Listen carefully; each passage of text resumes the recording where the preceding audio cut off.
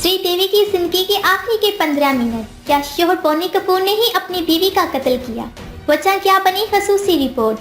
श्रीदेवी की पुरइसरार मौत में क्या शोहर का हाथ है? बोनी कपूर कहीं खूनी कपूर तो नहीं? सवाल खड़े हो गए।